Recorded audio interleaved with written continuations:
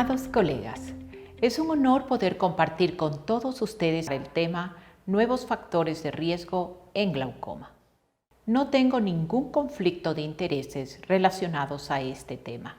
El objetivo de esta presentación es el de compartir cierta información relevante sobre los nuevos factores de riesgo para glaucoma y para su progresión, como son la apnea del sueño, la presión de perfusión ocular y la hipertensión arterial. Y es que, hasta la presente fecha, el manejo del glaucoma sigue estando enfocado en el valor de la presión intraocular, siendo este el único factor de riesgo modificable, tratable y evaluable, tanto de las terapias médica, láser y o quirúrgicas.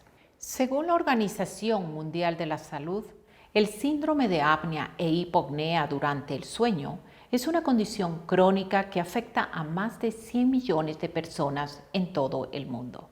La primera asociación entre glaucoma y este síndrome fue descrita en 1982, reportándose una prevalencia de glaucoma que oscila entre 2 y 27% en los pacientes con síndrome de apnea e hipopnea del sueño. Este síndrome afecta más frecuentemente a varones de edad media y se caracteriza por episodios repetidos de colapso total o parcial de la vía aérea superior durante el sueño. La vía respiratoria es bloqueada, haciendo que se detenga la respiración durante un máximo de no más de 2 minutos, lo cual resulta en episodios de hipoxemia e hipercapnia asociados a fluctuaciones de la presión arterial, lo cual ha conllevado a un incremento de la morbimortalidad de origen cerebrovascular y cardiovascular como la hipertensión arterial. Estos mecanismos explicarían la mayor prevalencia de glaucoma en este síndrome, especialmente en el glaucoma de tensión normal. Los trastornos oculares que se han asociado a este síndrome son el síndrome de párpado flácido, el glaucoma, la neuropatía óptica anterior isquémica no arterítica y el papiledema. Sin desestimar la importancia de una correcta historia clínica, el diagnóstico definitivo requiere la realización de una polisomnografía. La presión de perfusión ocular ha sido propuesta como un factor de riesgo para el glaucoma primario de ángulo abierto, reportándose en estudios epidemiológicos grandes un riesgo aumentado de 2 a 6 veces más de padecer glaucoma en personas con niveles de presión de perfusión ocular diastólica más bajos. La investigación está abordando este interrogante. ¿No es acaso este riesgo incrementado secundario al mismo impacto de la presión intraocular alta, dado que la presión de perfusión ocular media es calculada como la diferencia entre el valor de presión arterial media y la presión intraocular? La hipertensión arterial y el glaucoma son comorbilidades que frecuentemente coexisten, ya que ambas enfermedades se presentan en la edad adulta madura. Entonces, ¿es realmente la hipertensión arterial un factor de riesgo para el desarrollo o progresión del glaucoma? Una presión arterial baja puede llevar a una vasoconstricción de órganos y tejidos periféricos. Al mismo tiempo, las modificaciones vasculares como aterosclerosis y deterioro de la modulación del flujo sanguíneo pueden llevar a una disminución del flujo sanguíneo al nervio óptico y al sistema nervioso central, donde el sistema visual podría ser más susceptible a la isquemia y degeneración neural. Algunos estudios han indicado que el tratamiento de la hipertensión arterial con medicación antihipertensiva puede estar asociado con un riesgo aumentado para el desarrollo o progresión del glaucoma. Y es que dada la recomendación de manejar niveles cada vez más estrictos de control de la presión arterial, menor de 140/90, con la finalidad de reducir el riesgo de enfermedades cardiovasculares y accidentes cerebrovasculares, una proporción cada vez más alta de pacientes están bajo tratamiento antihipertensivo. Algunos estudios reportan que los pacientes que tomaban algún tipo de medicación antihipertensiva tuvieron el promedio de capa de fibras nerviosas y el complejo de células ganglionares maculares más delgada en comparación con participantes que no recibían tratamiento antihipertensivo. De igual manera, el uso de un mayor número de medicación antihipertensiva estuvo significativamente asociado con un mayor adelgazamiento de la capa de fibras nerviosas y de las células ganglionares. El estudio del tratamiento del glaucoma de baja presión identificó el uso de medicación antihipertensiva sistémica como un factor de riesgo para progresión del daño en el campo visual.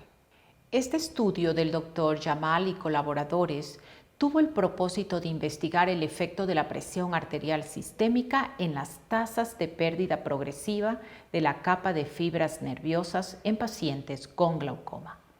Al analizar por una variable las presiones arterial media, sistólica y diastólica durante todo el seguimiento, no tuvieron una asociación significativa con las tasas de pérdida de la capa de fibras nerviosas, lo cual sí fue significativo para la presión de perfusión ocular en todos sus componentes y para la presión intraocular.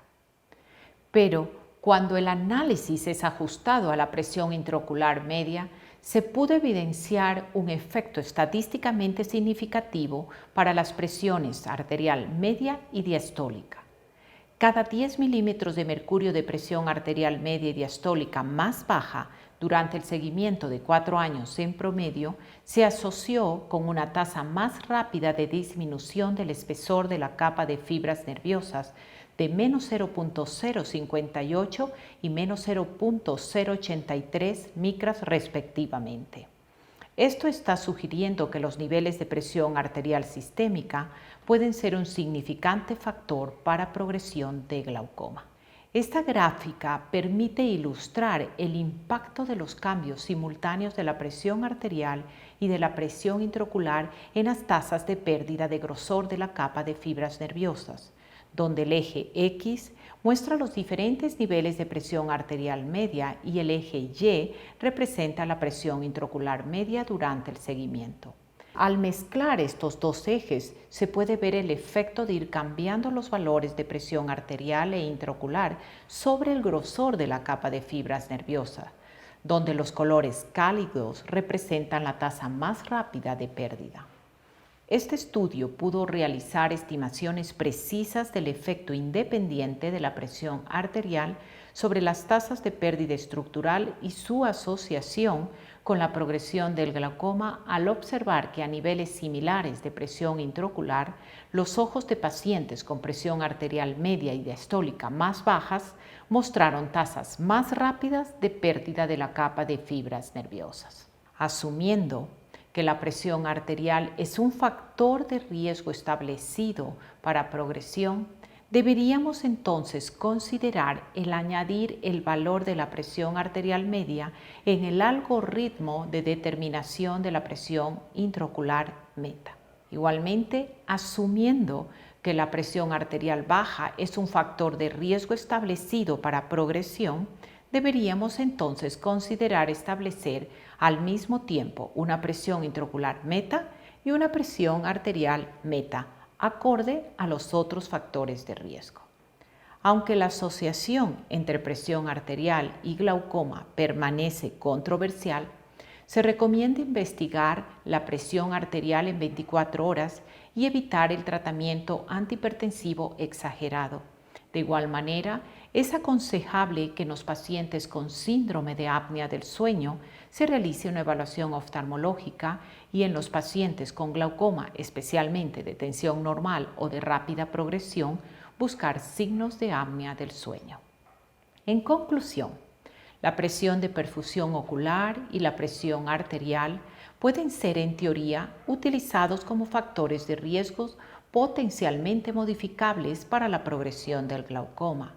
Pero, basados en el actual estado del conocimiento, todavía hay un limitado entendimiento de la complejidad de la presión arterial y de su interacción con los otros factores de riesgo para glaucoma. Pese a ello, los oftalmólogos deberíamos tener en mente no solo el valor de la presión intraocular, sino también el de la presión arterial sistémica, especialmente la diastólica en el manejo de los pacientes con glaucoma, por lo que la interrelación entre las especialidades médicas es necesaria para asegurar un grado de atención óptimo a los pacientes. Muchas gracias por su atención.